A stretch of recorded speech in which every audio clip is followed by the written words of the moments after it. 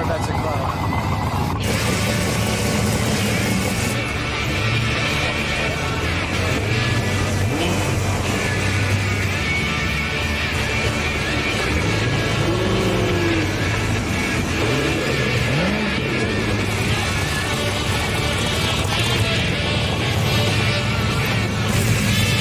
The people that run the Carlisle show are probably the greatest bunch of guys around.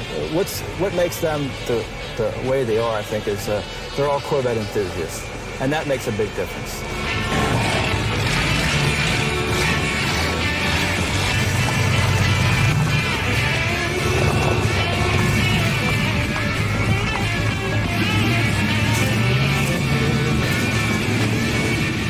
This is probably the biggest show like this in the country and the biggest display of Corvettes, I would say. And the nicest cars, for sure.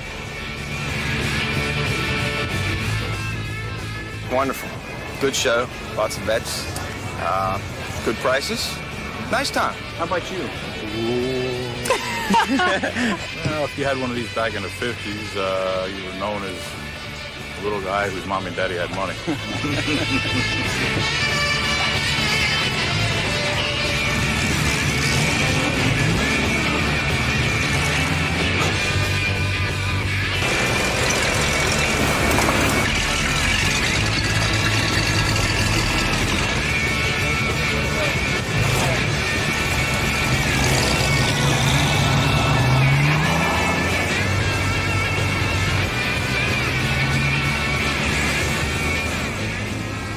Fantastic. We are enjoying Absolutely it a lot. phenomenal. It's Flipping better out. than ever. Yeah.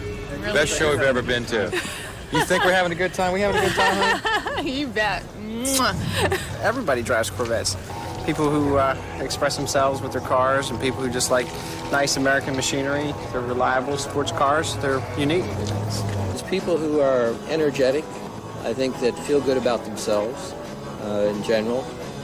Those are the kind of people that you'll see driving Corvettes. They have a real high outlook on life and a real energetic individual. So that's the kind of person to drive a Corvette. No other car looks like them. And they all have the same mystique, the same Corvette feel and smell and drive behind them. You know, women drive them.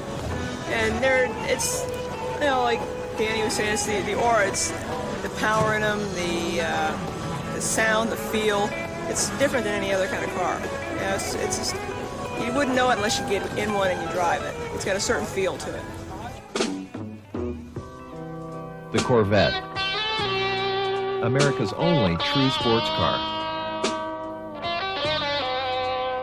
Since its introduction nearly 40 years ago, this unique line of cars has been driven, collected, longed for, and loved by men and women all over America and throughout the world. Over the decades, the car has spawned a huge following.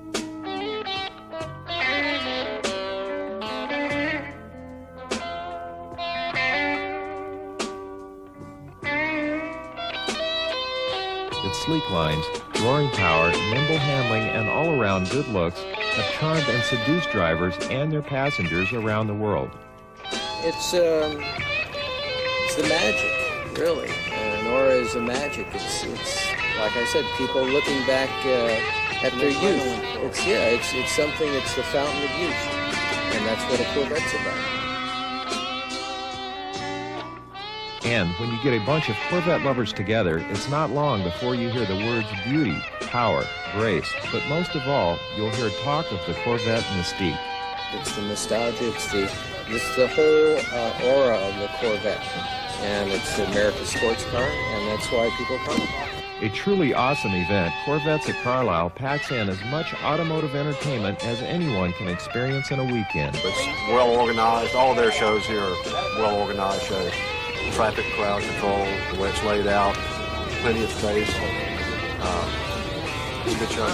Once spectators and participants pass onto the sprawling fairgrounds, they find acres and acres of spectacular cars, hard-to-find parts, and unique displays. Combined with the food, fun, and activities, Carlisle truly becomes Vette City. Most Corvettes I've ever seen in one spot. A lot of selection as far as... The The parking lot becomes a show in itself with row upon row of fiberglass-bodied masterpieces. Every type of Corvette is on display here. It's pretty well organized, though. We have a lot of events, and most of all, we have a lot of Corvettes. You'll never see this many anywhere. From stock bodies to radical statements, from the earliest Vettes to the famous split-windowed cruiser.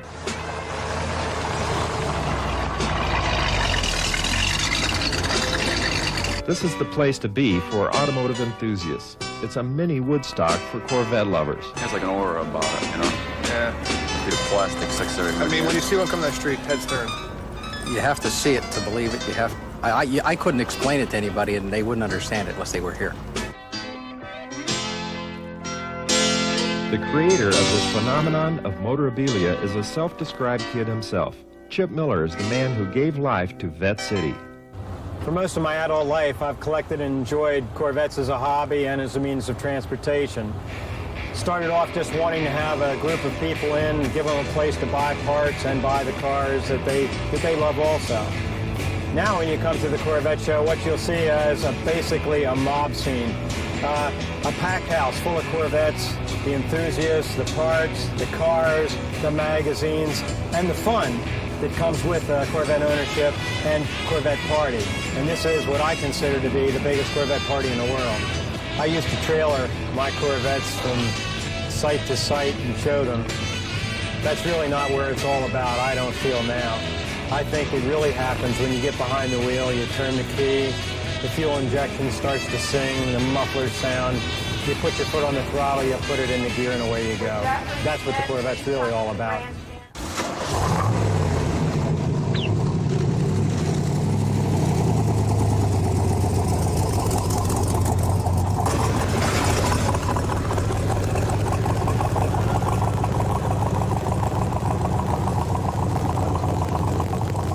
Corvettes new and old are it.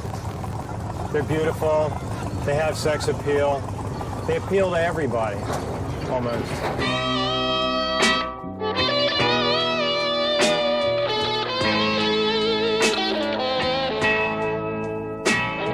As distinctive as the Corvette is from any other car, for some there are still new areas to explore, boundaries to expand, and ideas to see come to life.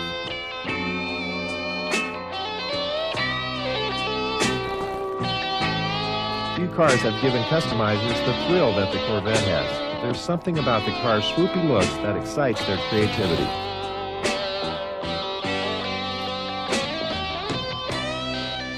But for some, the stock Corvette is only the beginning. For them, the car as it rolled off the assembly line is merely a rough draft for what it can become.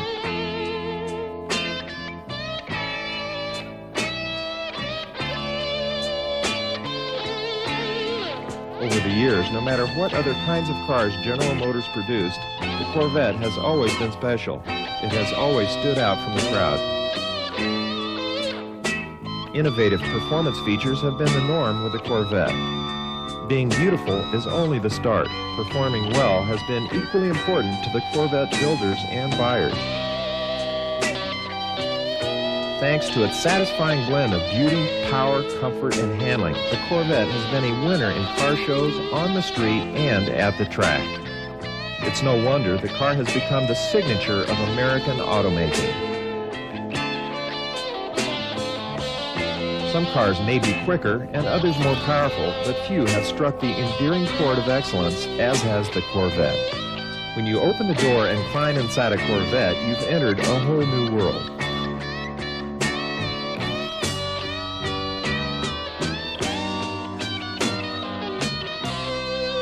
The Corvettes of the 50s were stylish knockouts, true classics in every sense. Their graceful lines gave new life to the often bulky American automobile.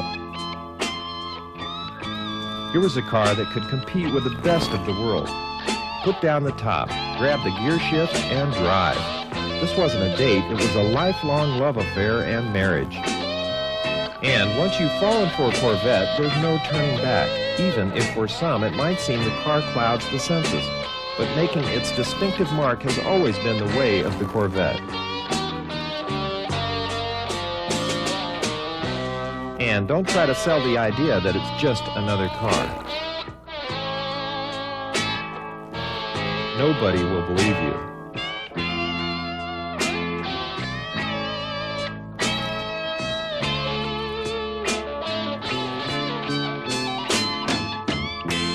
From its earliest years as a pioneering sports car to its heyday as an all-conquering American creation, the Corvette has always been distinctive, always unique.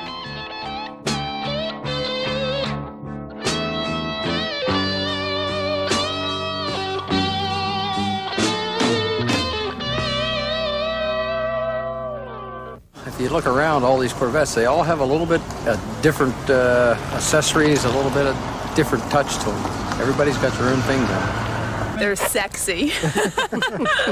Extremely sexy. And we have one, so we're Corvette lovers. Well, they've progressed quite aerodynamically. You have this 54 here, which is a beautiful piece of machinery, is how it started. And this one over here is how it's ending up to date, which is, I think, is a work of art. There are Corvettes galore here, but my personal favorites are the ones from the 50s. These are the cars I grew up with, the cars I dreamed about, the cars I read about, the cars that I couldn't afford. Today, the 50s Corvettes are among the most sought after. In 1953, the year of the Corvette's birth, most American cars were giant bulks of iron and chrome. Those mammoths were big enough to live in. But from the beginning, the Corvette was built for speed. It was light and quick. It was a car in which to experience life. The swoopy body, wraparound windshield, toothy grille, and recessed headlights marked a new breed. It was a car that was different, that required more of its owner than just turning the key and stepping on the accelerator.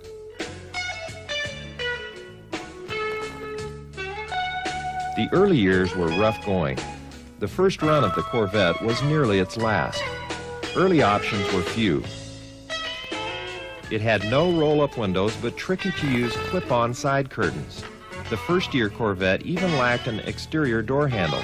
To get in, you had to reach inside and open the door from there.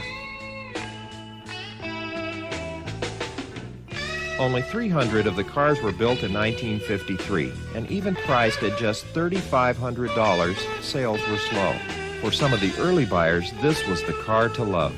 For others, though, the Corvette seemed like more trouble than they were worth. The cars were very rudimentary, but back then, people that liked sports cars were driving MGs and similar cars that lacked feature comforts also. The American public really wasn't ready for that type of a sports car, and it almost killed the Corvette. In 1956, Chevrolet solved the problem. They came out with a car that appealed to the American buying public. The car had roll-up windows, had a hard top, it had crank windows, no more side curtains.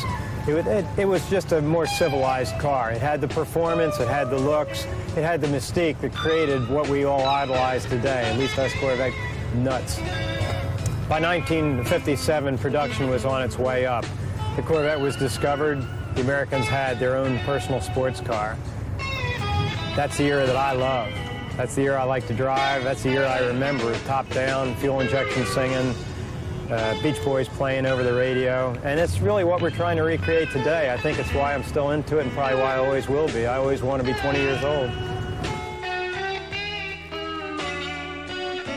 Powered by an array of high-performance engines, the first Corvettes have become the most desirable to own.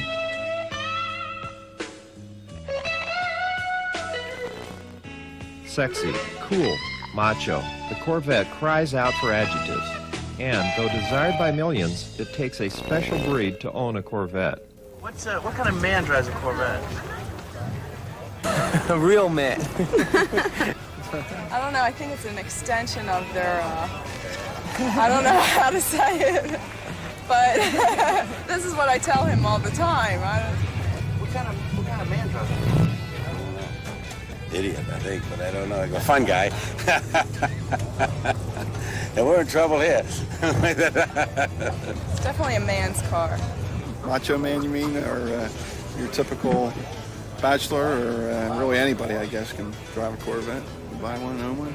Actually, I guess all types of men really do, but you think of a certain amount of sex appeal going along with a man that drives a Corvette being good looking, and most of the virtues people look at and look up to in men. All kinds. Accountants, muscle bodybuilders, wimps, everybody. Yeah, I'm not going to say. My husband does. He thinks rednecks drive Corvettes, but I don't believe him. What do you think? I'm not sure. The jury's still out on that one.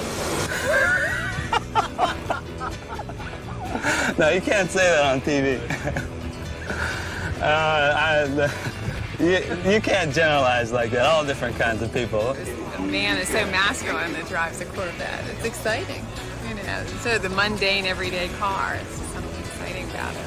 That rush that goes through you when you get in the car, it's an undescribable feeling you get when you get in the car that you don't need drugs, you don't need anything else to get that rush feeling through your body that you get from anything else. You get in this car and it's all natural. I mean, if you want to get a shot of adrenaline flow and do it legally, you get a Corvette. That's what you get. I don't know. These people are fanatical. I was up at 5:30 this morning watching one, so I don't know. Serious, whatever the hell it is tough. The Batmobile, man, that's what it is. Look at it. Check it out. The front, the back. Get him, Robin, get him!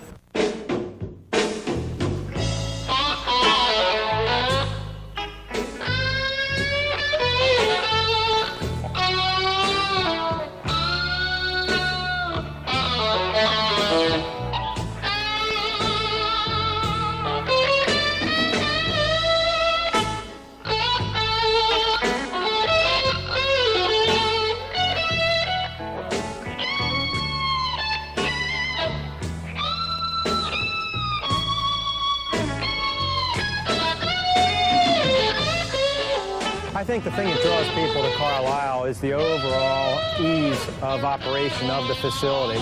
It's the fact that we have all the proper environment to have fun in. We've got the food, we've got the car parts, we've got the cars, we've got the attitude. It's just a general friendly atmosphere at Carlisle.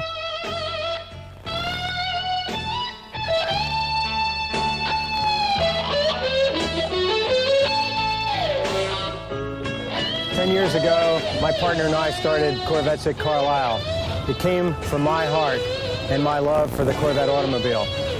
From the early days of driving a Corvette, which for me was over 20 years ago, there's one thing that we do universally, and we still do, and that's why it's a show of friendship. We show our hands, we wave, and we're buddies. It doesn't matter whether we're ever going to meet the person in the other car.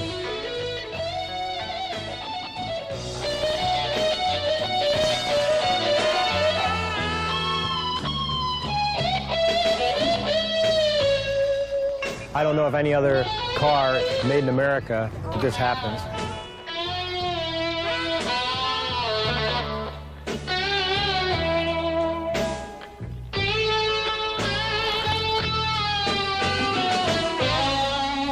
There's even a show in the parking lot. From the very first year, we started off with about 500 Corvettes being driven in. The word spread, you can drive your Corvette to Carlisle and park exclusively with other Corvettes. This year, approximately 7,000 Corvettes filled our parking lots to overflow proportions. I don't know what we're going to do next year. Sooner or later, we're going to have to exclude just the regular family cars and go strictly to Corvettes.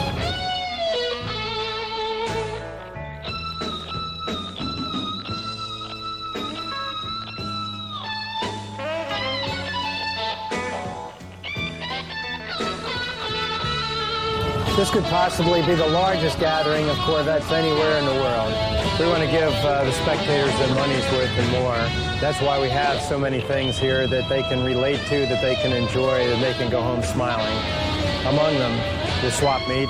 They can buy their parts, they can buy their literature, they can buy everything they need to keep their car going, to restore their car, to make it better. We also have the NCCC show, which is a judge concours. About 100 cars compete for awards.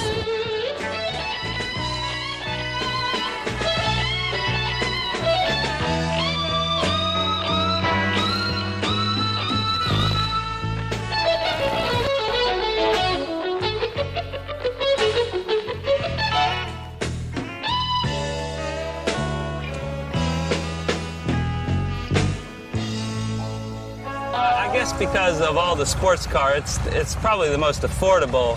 You get more punch for the dollar than any other sports car, like a Ferrari or anything like that.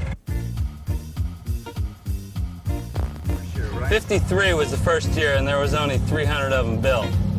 And then 54, there was like a couple thousand.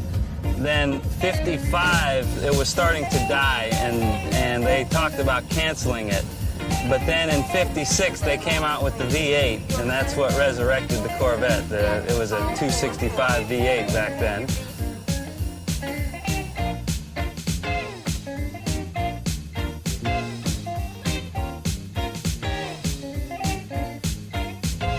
And when the Corvette met the V8, I mean, that's when it all started. That's when things went crazy. 1957 was the year that broke it wide open for Corvette, because that's when it met the V8 engine, and it was always sold as a performance car with some luxury items, but it didn't really get the serious performance till 57 when the V8 came out. 58 was just a jazzed up version of the 57, and then 59 they put all the chrome on it and the straps down the back of the trunk and all that. That's when they, in 58 and 59 had the two headlights in front instead of the one. And then 60 was similar with some refinements. They took some of the chrome off it. And then in 61 was the first big styling change. They put the new type front end on it.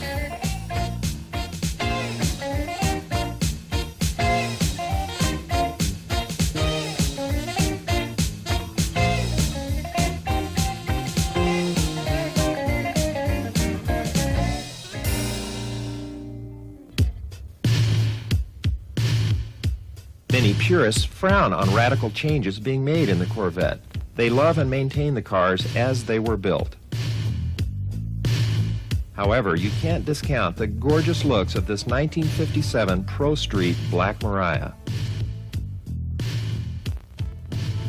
Rod Saburi is a longtime hot rodder and car builder. Many of his high-performance creations have been featured in enthusiast magazines like Hot Rod and Carcraft. Is the Corvette the true American sports car? Yeah, why is that? For sure. That's my opinion, but I think it's the opinion of a lot of people. It's just it's the only car that's built here in the United States that's even close to that. All the other cars are trying to copy it, but most of the cars that are trying to copy it now are being built overseas. Well, you have Firebirds and Camaros, I guess. Yeah, I guess they're a sports car. What separates a Corvette, say, from any other American car? Probably the appearance and the handling of them. Yeah, appearance, the handling, and the performance, for sure. How are the new Corvettes so different from the older Corvettes? Of course, the style, I guess, mainly is the most visible thing, trying to make them aerodynamic. Of course, this thing is the least aerodynamic thing on the field, probably, but to me, it has the most character. I don't really think the new ones, even though I have an '86 myself convertible, the new ones don't have the character that these old ones did.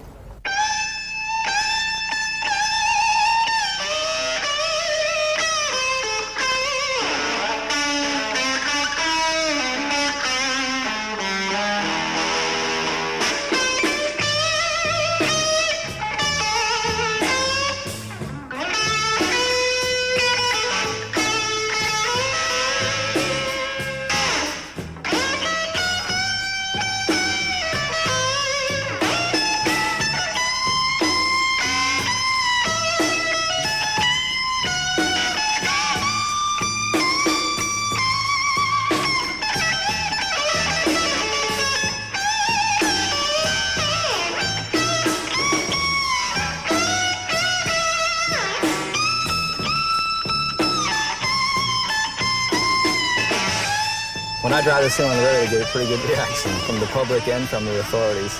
But it seems like it doesn't really get me in any trouble. I cruise around, don't bother anybody. The police have stopped me a couple of times. They just want to look at it. That makes it kind of nice. Of course, when I drive through the fairgrounds and kick up some dust, that creates a little bit of havoc, but I guess that can be expected with something like this.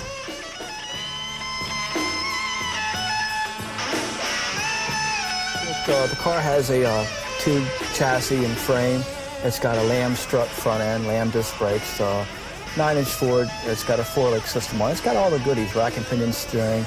The motor's probably the the healthiest thing in the car. I'm real proud of the motor. I wanted to do something this time with no nitrous and no blower. This is true horsepower. Like I said, it's close to 800 horsepower, and it's all true horsepower.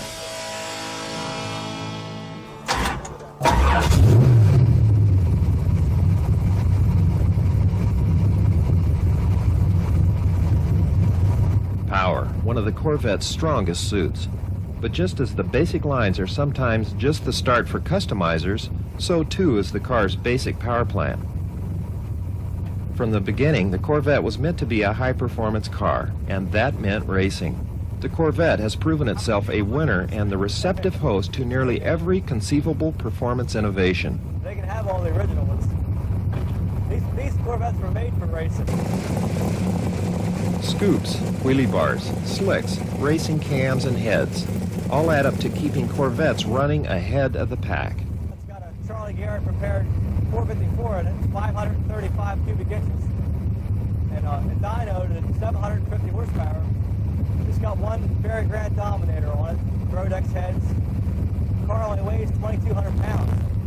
So I have tags on, I drive it everywhere in Maryland. That's what Corvette is, America's fun sports car, right? Well, what do you think about when you're driving this thing and all these Corvette owners, these purists look at you? Well, it used to bother me with my other Corvettes, but I've sort of grown used to it. And most of them realize now that I love the car just as much as they do. I don't like to change the outsides that much. This one really is all stock on the outside except for the hood scoop. Of course, it's got a hand-built tube chassis and all, but it still has all the original Corvette lines. So it really doesn't bother me too much. Most of the guys now, I think, are accepting it more because these type of cars are really the in thing now, to build a pro street car out of a Corvette. And they get so much publicity, it seems like it helps the whole Corvette idea. But my split one I had before this was in, 100 times more magazines than it ever would have been if it was original. What's the mystique about a Corvette? That's a good question. That's a real good question. I'm not really sure what it is. It's just something about a Corvette. If you have a Corvette, it seems like even if you sell it, you always end up with another one. It's like once you have one, you always have to have one. And most of the guys that I know that have them are the same. They feel the same way about it. There's just something about these cars that just puts you on a different level for some reason. I mean, we're still the same kind of guy, but you just care about your car so much more. There's some nice ones here today. And while the cars are the most beautiful things at Corvettes at Carlisle, they're not the only pretty bodies on display.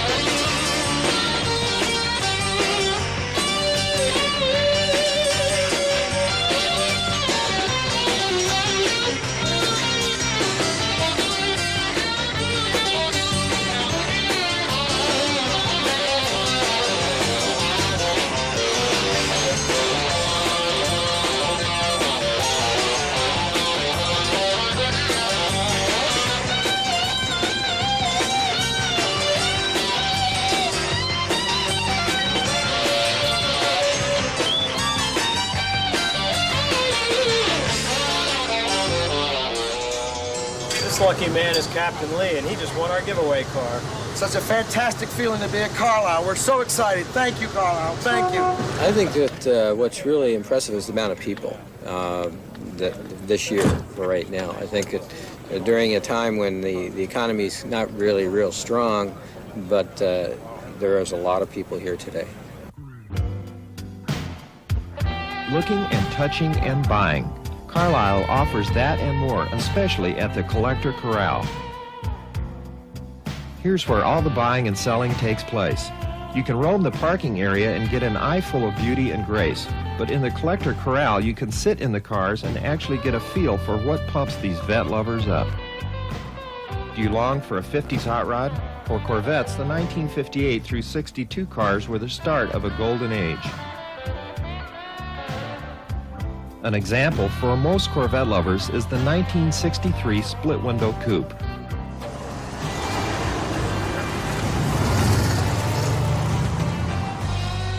And though they cost a good buck, a classic Corvette only appreciates in value, especially if you're lucky enough to get just the right one.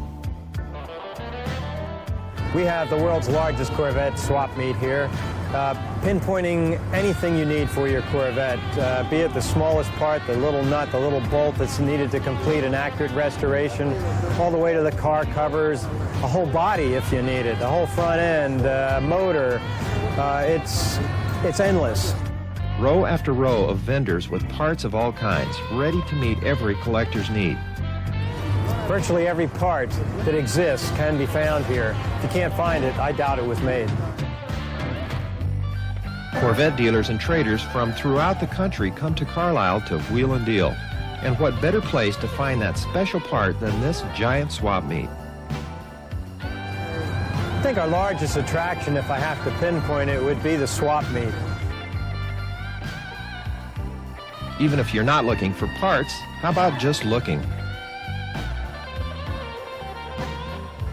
From my experience, it's the most impressive thing around if you're interested in Corvettes. Yeah, and another it's thing impressive as hell, I swear to God. You walk around. We're extremely fortunate that we live this close. All you gotta do is look and you see Florida plates, see Ontario, Canada, Missouri, Jersey, Illinois. They come from everywhere here. We're just lucky we live in Maryland. Pennsylvania and we can see it all.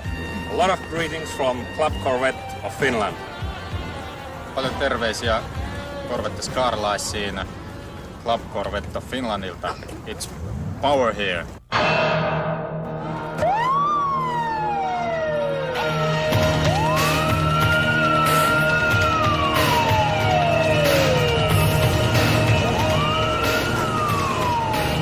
Saturday night, it's the Corvette Cruise. Chip and Bill Miller are the leaders of this pack as it heads into downtown Carlisle for a 50s block party. We got him. Squeeze him out now. Squeeze him out. More than 400 Corvettes take part in this procession. One of the highlights of our show is the parade that heads downtown Carlisle and culminates in an evening party. This parade is the one thing that really ties us in with the town of Carlisle. It's the thing we do that pulls people out of their homes and out of their windows and whatever to see 400 Corvettes in a procession.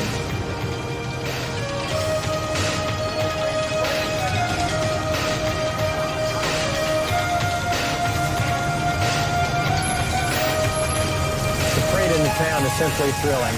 It's something that just can't be expressed in words. It pulls the camaraderie of us to the people of Carlisle, and all of a sudden we're accepted and enjoyed for what we are, car enthusiasts, Corvette enthusiasts, Corvette lovers.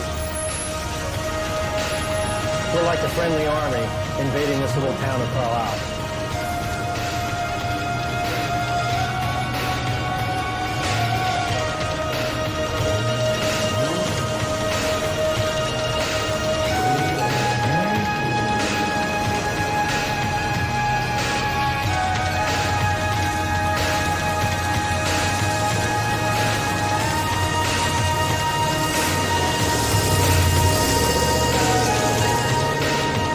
Spectators line the streets for a spectacle unlike any other in the world. Families, couples, children, all types and ages of car enthusiasts become caught up in the spirit of camaraderie that sets Vette City apart.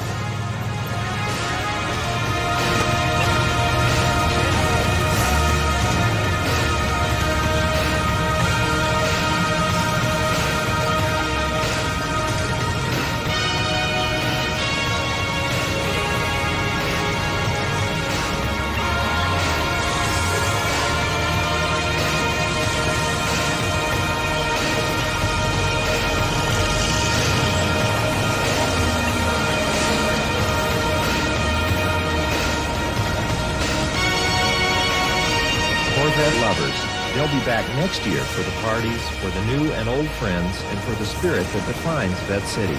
The spirit that is Corvettes at Carlisle.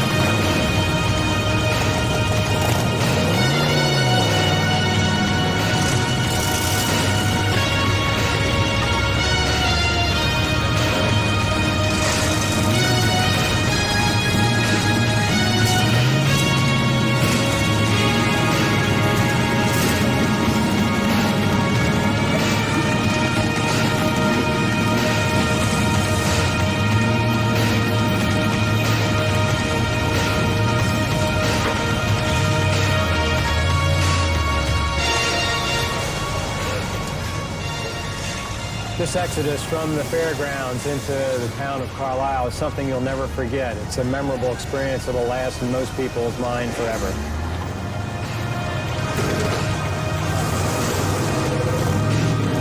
The 1991 edition is our 10th show. It's the biggest, it's the best, it's the most fun, and I'm just as high as can be because it's over and everybody's leaving with a smile. There's a mood and a feel here at Corvettes at Carlisle. It's the most friendly atmosphere that I can imagine.